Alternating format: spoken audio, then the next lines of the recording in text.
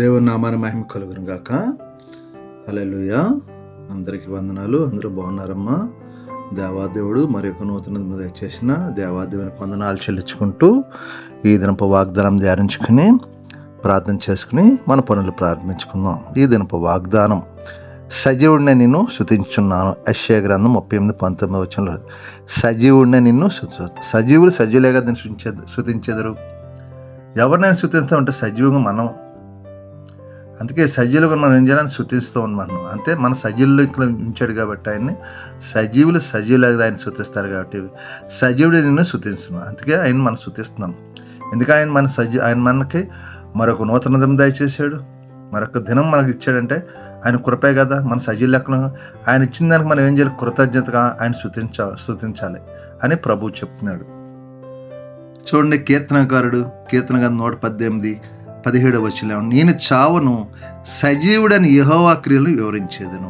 కీర్తనకారుడు, నేను చావను, సజీవుడు ఈ రోజు కూడా నిన్న నేడు నిరంతరం సజీవుడిని యేసే క్రియలను వివరించేదను.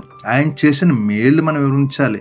మన సజీవులు లెక్కన ఉన్నామంటే ఏం చేయాలని చేసిన కార్యాలు మనం ఇతరులకి చెప్తూ ఉండాలని ఇక్కడ నేను చావను, యెహోవా క్రియలను వివరించదనని కీర్తనకారుడు అంటున్నాడు. కాబట్టి మనం చనిపోకముందే ఆయన గురించి ఆయన స్తుతించి ఆయన క్రియల గురించి వివరించాలి. అనేక మంది బిడ్డలకు వివరించి అనేక మంది దేవుని రాజ్యాన్ని కట్టే కృప మనకు దేవత దయచేశారు. కాబట్టి మనం ఆయన ఇచ్చిన తలాంతరం బట్టి ఆలోచన బట్టి మేము ఏం చేయాలంటే సజీవులు సజీవులుగా దేవుని స్తుతిస్తారు.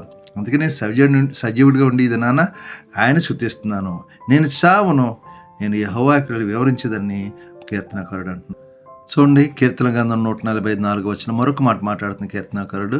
కీర్తన గ్రంథం 145:4, ఒక తరము వారు మరి ఒక తరం వారు ఇతర నీ క్రియలను కొనియాడుదురు, నీ పరాక్రియలను తెలియజేసేదురు. ఒక తరం వారు మరొక తరం అంటే ఈ తరం వారు ఇంకో తరంకి ఆయన క్రియలు అంటే మనం ఆయన ప్రచురిస్తున్నాం కదా, అది ఒక తరం మరొక తరం వారికి నీ క్రియలను కొనియాడుదురు, నీ పరాక్రియలను తెలియజేసేదురు. ప్రభు ఆయన చేసిన మేళ్ళు నా తల్లి, నా పితరులు, నా తర్వాత తరముల వరకు చెప్పుకునేలాగా అంత ఆశ్చర్యకరం ఆయన చేస్తున్నాడు. కాబట్టి నేను సజీవుడైన నిన్ను స్తుతిస్తున్నానని. మరి ఈ వాగ్దానం బట్టి నువ్వు ప్రార్థించే, నువ్వు మనం సజీవులు లేకుండా ఉండే కృప, నేను బ్రతుకు దినములన్నీ కృపాసన వెంట రావాలంటే ఆయన చేసిన మేళ్ళు, ఆయన చేసిన ఉపకారాలు మనం ఎప్పుడు కూడా కొనియాడుతున్నా ఆయన స్తుతిస్తారు. మనం గోతులోకి వెళ్ళిన తర్వాత స్తుతించలేం, బతికొండగానే సజీలు లేక మరొక నూతన దినం దయచేసే దినము ఆయన స్తుతిద్దాం, గణపరిద్దాం, మహింపరిద్దాం, ఆయన్ని ఆరాధిద్దాం. ఆయన నామానికే మహిమ కలుగును గాక. ఆమెన్. ఈ మాటలు దేవుడు దీవించి ఆశ్రయించును గాక. ఆమెన్. వందనాలు. ప్రార్థన చేస్తారు. మీరు కూడా నాతో తలలు వంచండి. సర్వాధికారమైన యేసు ప్రభువా, పరిశుద్ధుడా, కృపగలవాడా, నీకు వందనాలు స్తోత్రాలు చెల్లించుకుని మరొక నూతన దినం దయచేసిన కృతజ్ఞతలు చెల్లించుకుంటూ ఈ దినం మేము చేస్తున్న మా చేతి పనులు మమ్మల్ని దీవించండి. మా యజమానులతోటి పని అందరితో సమాధానం, శాంతి దయచండి ప్రభా.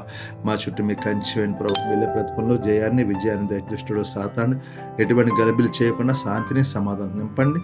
మీ కృపలు భద్రపరచు, మిమ్మల్ని మీరు మహింపరచుకున్నట్టు తండ్రి నీకు వందనాలు. ఈ దినం మేము చేస్తున్న చేతి పనులు దీవించు, మా చేతి పనులు ఆశ్రయించు ప్రభా. వెళ్ళే ప్రతిఫలం జయాన్ని, విజయాన్ని దయచేసి ప్రభావ. దుష్టుడు సాతానుడు గలిబిలు లేక అందరితో సమాధానం, శాంతి, సంతోషం దయచేసి. బలహీనంగా ఉన్న ముట్టండి, స్వస్థపరచండి. హాస్పిటల్ ఐసీలో ముట్టండి, స్వస్థపరచండి ప్రభావ. కుటుంబ సమస్యలతో బాధపడిన విడుదల దయచండి. అప్పులు బంధకాలను విడిపించండి. తాగుడు వ్యసనాలు దూరపరచండి ప్రభావ. నీకు వందరం. గర్భాలు తరండి, గర్భాలు ఇచ్చిన నార్మల్ డెలివరీలకు సహాయం చేయండి, దీవించమని అడుగుతున్నాను తండ్రి.